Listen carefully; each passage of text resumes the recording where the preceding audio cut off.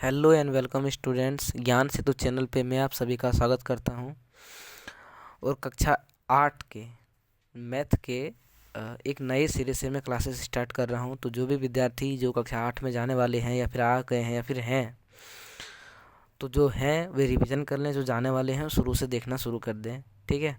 और सब्सक्राइब कर लें और बेल आइकन को प्रेस कर दें ताकि जो भी मैं नया वीडियो डालूँ उसका नोटिफिकेशन आप तक पहुँच जाए, ठीक है। और केवल वही बच्चे सब्सक्राइब करें जो पढ़ाई के लिए आ रहे हैं, ठीक। पढ़ाई के लिए, पढ़ाई के पर्पस से आ रहे हैं वही, ठीक है। तो चलिए पहला क्वेश्चन को हल करते हैं। इसके पहले हमने दो क्वेश्चंस को हल करके रखे हैं हमने, ठीक है। तो चलिए पहला क्वेश्चन को भी सॉल्व करना शुरू करते हैं। तो पहला 3 नंबर का पहला क्वेश्चन है -8/6। आपको इसका मानक रूप लिखना है। मानक मानक यानी कि होता है सबसे छोटा रूप। आप इसको जितना छोटा कर सकते हैं पर ये अटे बटे में ही रहेंगे, ठीक है। उसको मानक रूप कहा जाता है। जैसे अगर हमको मानक रूप पता करना होगा तो हम लोग 8 और 6 का HCF निकाल लेंगे। 8 और 6 का HCF निकाल लेंगे। तो HCF निकालने पर उम्मीद करता हूँ कि आप सभी को HCF आता ही होगा।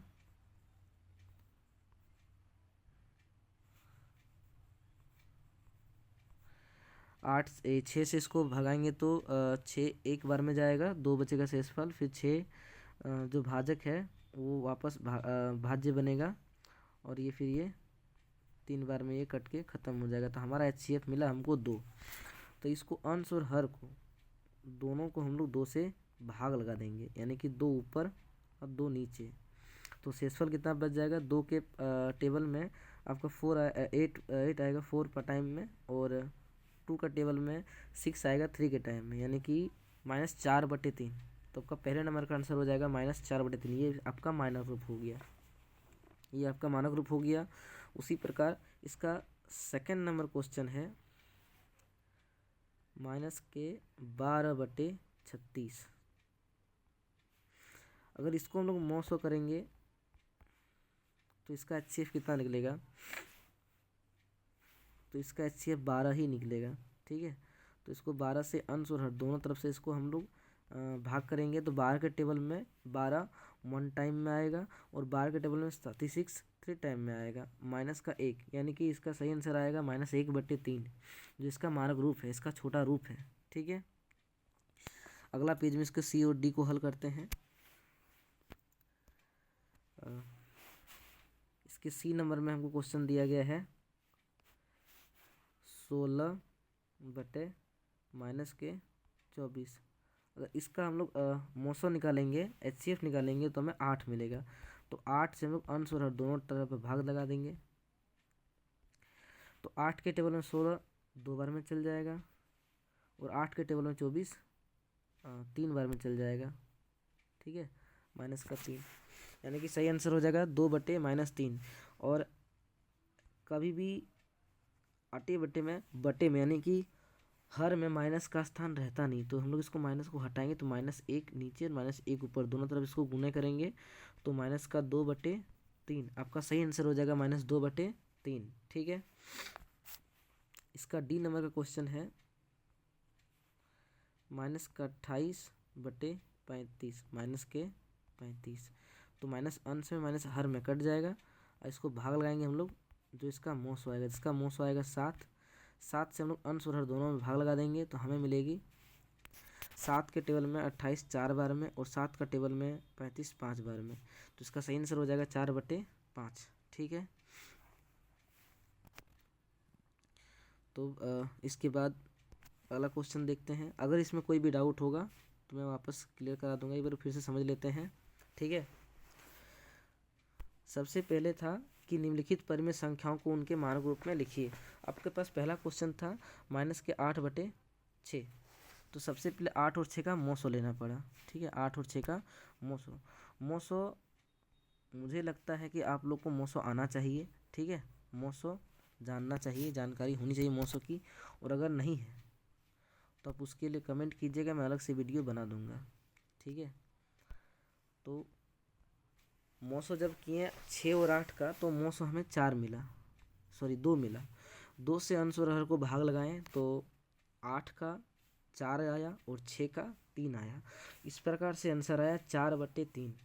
सेकेंड क्वेश्चन आपका है 12/30 माइनस के 12/30 12/30। ये क्वेश्चन में मिस्टेक हो गया है यहाँ पर। 1 मिनट, सेकेंड क्वेश्चन मिस्टेक है पर बनेगा उसी तरीके से जिस तरीके से मैंने उसको हल किया। ठीक है, आपका क्वेश्चन है 12/30 माइनस के 12/30। तो अगर दी इसका हम लोग HCF निकालेंगे तो इसका HCF 6 आएगा। ठीक है, 6 से अंश और हर को भाग लगा देंगे तो 6 का टेबल में 12 आएगा 2 बार में, और 36 आएगा 30 आएगा 5 बार में। ठीक है, तो ये आपका सही आंसर हो जाएगा 2/5। सी नंबर क्वेश्चन में है 16/24। तो 16 और 24 8 के टेबल में आ जाते हैं। ठीक है, तो 8 से 16 आते हैं 2 घर में और 8 से 24 आते हैं 3 घर में।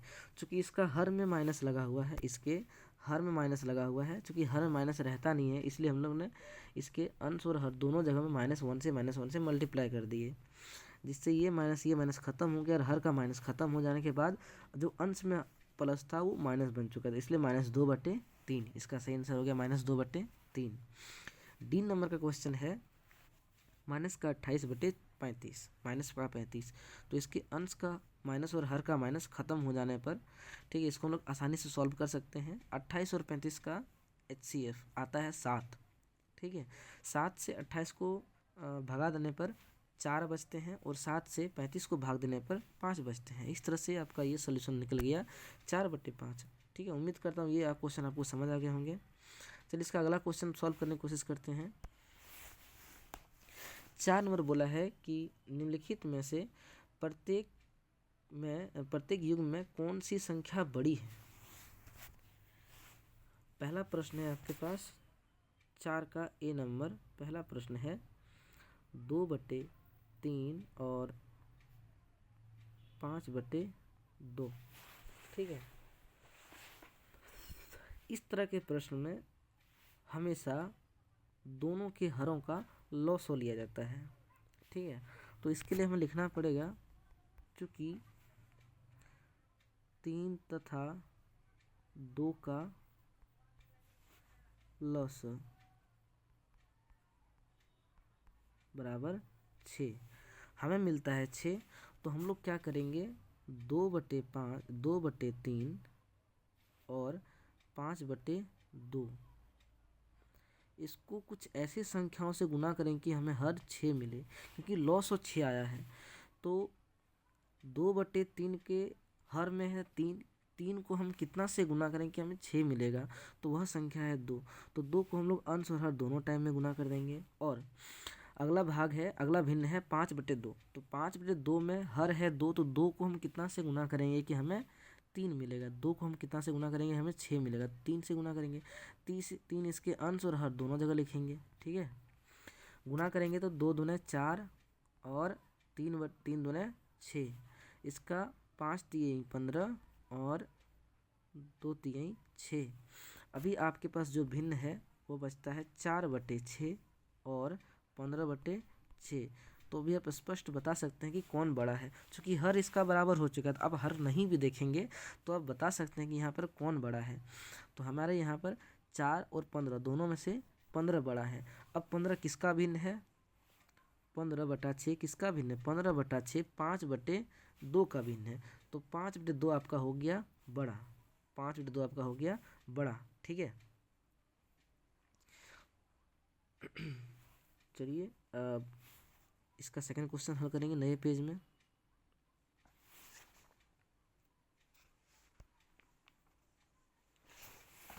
इसका सेकंड नंबर क्वेश्चन है 1/2, जब कोई भी संख्या में 0 होता है, ठीक है, कोई भी धनात्मक संख्या 0 से बड़ा होता है, कोई भी धनात्मक संख्या 0 से बड़ा होता है और कोई भी ऋणात्मक संख्या 0 से छोटा होता है, तो इस स्थिति में आपको हर को बराबर करने की आवश्यकता नहीं है। चाहे भिन्न हो चाहे कोई भी संख्या हो, चाहे भिन्न हो चाहे कोई भी संख्या हो, वह 0 से हमेशा ही बड़ा होगा। ठीक है, तो वह जीरो से बड़ा होगा। क्यों? क्योंकि जीरो का कोई हर नहीं होता है। अगर जीरो में हम कोई भी हर लगाएंगे तो एक्चुअली वो जीरो ही बन जाता है। जैसे कि 0/2 या 0/3 या 0/4, तो इसका हल हमें जीरो ही प्राप्त होगा। ठीक है, तो इसीलिए कोई भी धनात्मक पूर्णांक रहेगा, चाहे अटे बटे में हो, चाहे वो अपने मूल स्थिति में हो, जैसे भी स्थिति में रहेगा वह जीरो से बड़ा कहलाएगा। आपका सी नंबर क्वेश्चन है -2/5, 0। ठीक है, कोई भी ऋणात्मक पूर्णांक हो वह जीरो से छोटा होगा। ठीक इसका उल्टा है ये। ठीक है, बी नंबर क्वेश्चन के ओपोजिट है सी नंबर। बी नंबर में था कोई भी धन संख्या जीरो से बड़ा होता है, और यहाँ पर आपका है कोई भी ऋणात्मक संख्या, क्योंकि यहाँ पर ऋणात्मक है, -2/5 है, इसलिए कोई भी ऋणात्मक संख्या जीरो से छोटा होता है, तो यहाँ आपका जीरो बड़ा हो जाएगा। तो या तो हम लोग इसको ऐसे लिख सकते हैं, या तो लिखेंगे जीरो बड़ा है -2/5 से। ठीक है, इसका अगला प्रश्न देखते हैं, डी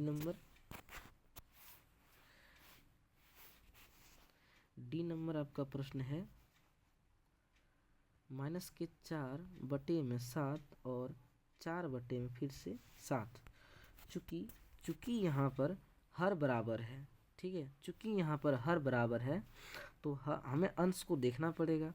तो अंश में ऋणात्मक पूर्णांक छोटा होता है, धनात्मक पूर्णांक से, इसीलिए हम लोग इसको लिखेंगे 4/7 बड़ा है -4/7 से। ठीक है, कोई भी ऋणात्मक पूर्णांक से बड़ा होता है धन पूर्णांक।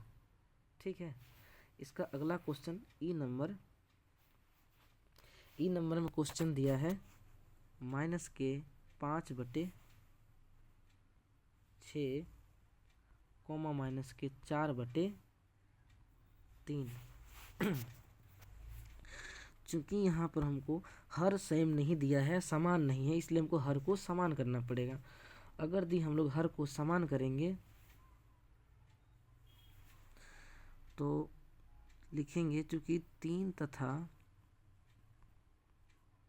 6 का लॉस, तो 3 तथा 6 का अगर लॉस हो लेंगे तो हमें 6 ही लॉस प्राप्त होगा। ठीक है, अब पहला भिन्न है हमारे पास -5/6, दूसरा भिन्न है हमारे पास -4/3।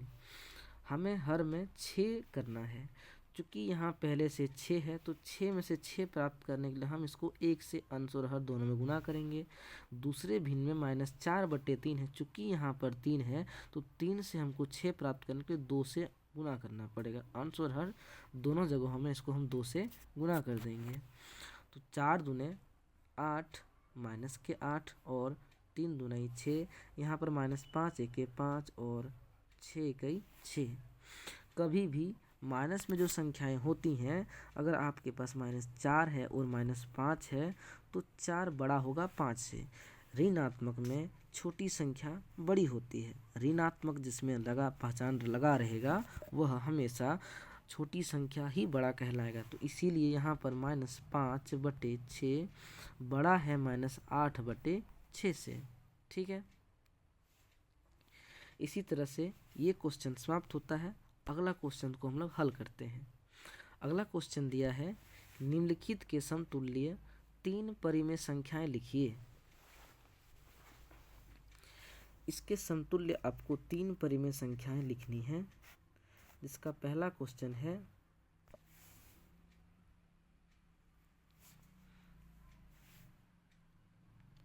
एक मिनट, अभी क्वेश्चन नंबर 5 सॉल्व नहीं हुआ है, क्वेश्चन नंबर 5 बाकी है। तो क्वेश्चन नंबर 5 को हम लोग सॉल्व कर लेते हैं। ठीक है, एक नए पेज में यहाँ तो 5 में हमको पहचान लगाना है। ठीक है, जिसका पहला क्वेश्चन है -3/7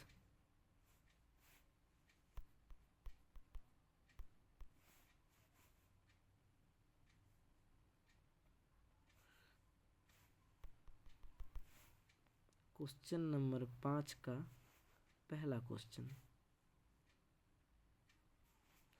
-3/7 खाली जगह 2/3। हमने पहले ही पढ़ा कि धनात्मक संख्या ऋणात्मक से बड़ी होती है। चूँकि 2/3 धनात्मक है और -3/7 ऋणात्मक है, इसीलिए 2/3 बड़ी संख्या है। अगला प्रश्न है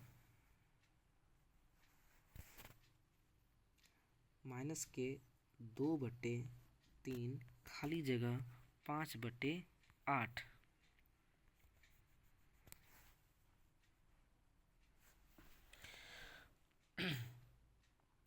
चूँकि यहाँ पर प्रश्न को सही कर लेते हैं।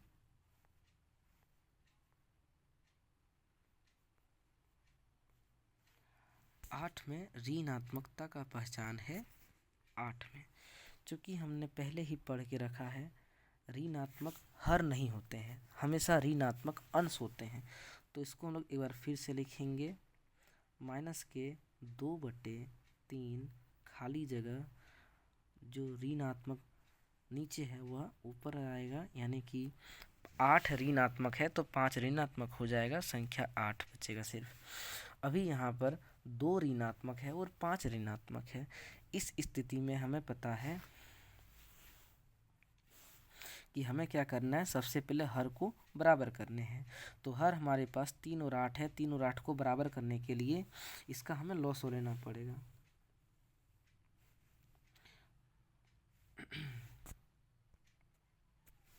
लिखेंगे चूँकि 3 तथा 8 का लॉस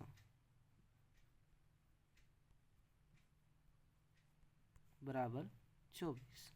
इसका लॉस हमें 24 प्राप्त हुआ। तो हम लोग पहला क्वेश्चन लिखेंगे -2/3 और दूसरा प्रश्न है -5/8। दोनों में से हम लोग हर को बराबर करेंगे। तो 3 में 24 प्राप्त करने के लिए हमें 8 से गुना करना पड़ेगा नीचे और ऊपर दोनों तरफ, और 8 में 24 प्राप्त करने के लिए हमें 3 से गुना करना पड़ेगा ऊपर नीचे दोनों तरफ। तो ऊपर का अंक आएगा -16/24 और नीचे का अंक प्राप्त होगा -15/24। तो अभी आपको पता है चूँकि 16/24 और -15/24 हमारे पास संख्याएं हैं। आपको पता है कि कोई भी दो धनात्मक पूर्णांक में ऋणात्मक पूर्णांक में से छोटी ऋणात्मक पूर्णांक बड़ी ऋणात्मक पूर्णांक से बड़ी होती है। तो यहाँ पर -15 बड़ा है -16 से। ठीक है, अगला प्रश्न को देखेंगे। अगला प्रश्न है 0 और सी नंबर 5 का सी नंबर का प्रश्न है 0 और -5/6।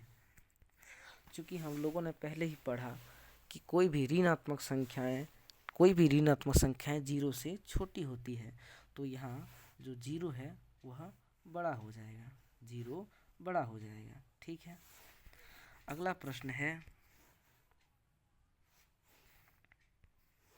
चूँकि डी नंबर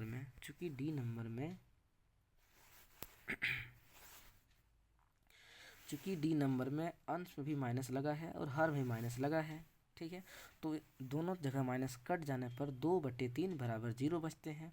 ठीक है, तो यहाँ हमें पता है कि कोई भी धनात्मक पूर्णांक 0 से बड़ा होता है। ठीक है, तो यहाँ 2/3 बड़ी संख्या बन जाती है। अगला प्रश्न हम लोग नए पेज में सॉल्व करेंगे।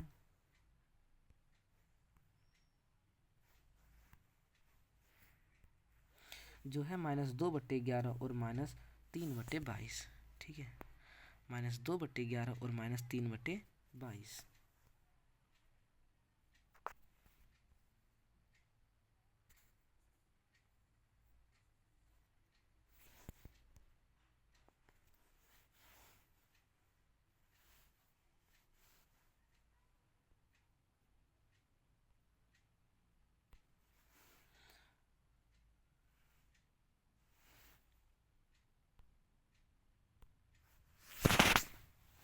क्वेश्चन इसका ई नंबर है -2/11 और -3/22।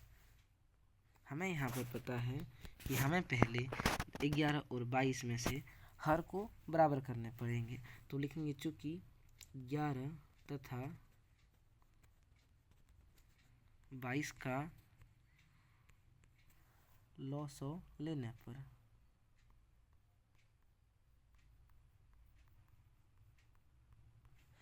11 और 22 का लॉसो एक्चुअल में 22 ही प्राप्त होता है। ठीक है, तो हमें क्या करना है, दोनों का हर को बराबर करना है। तो पहला भिन्न है -2/11 और दूसरा भिन्न है -3/22। तो इसमें अंश और हर दोनों जगह हम लोग 22 प्राप्त करेंगे। हमें 11 में 22 प्राप्त करने के लिए 2 से गुणे करने पड़ेंगे। अंश और हर दोनों में 2 से गुणे कर देंगे तो -2 दूने 4 और 11 दूने 22। चूँकि दूसरे वाले भिन्न में 22 पहले से प्राप्त है, इसलिए हम लोग इसको 1 से गुणे कर देंगे तो आएगा -3/22। अभी हमको पता है कि ऋणात्मक संख्या में से छोटी ऋणात्मक संख्या बड़ी ऋणात्मक संख्या से बड़ी होती है। तो अभी आपके पास -4 और -3 है।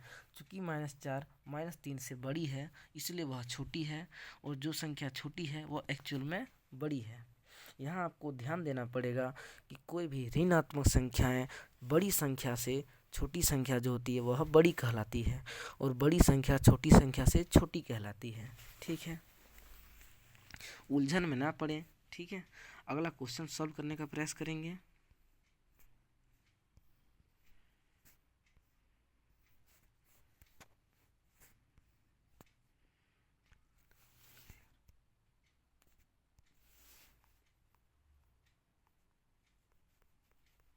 अगला प्रश्न है, लास्ट प्रश्न, 1/-3 और 1/-4। इसको हम लोग एक नए पेज में सॉल्व करेंगे।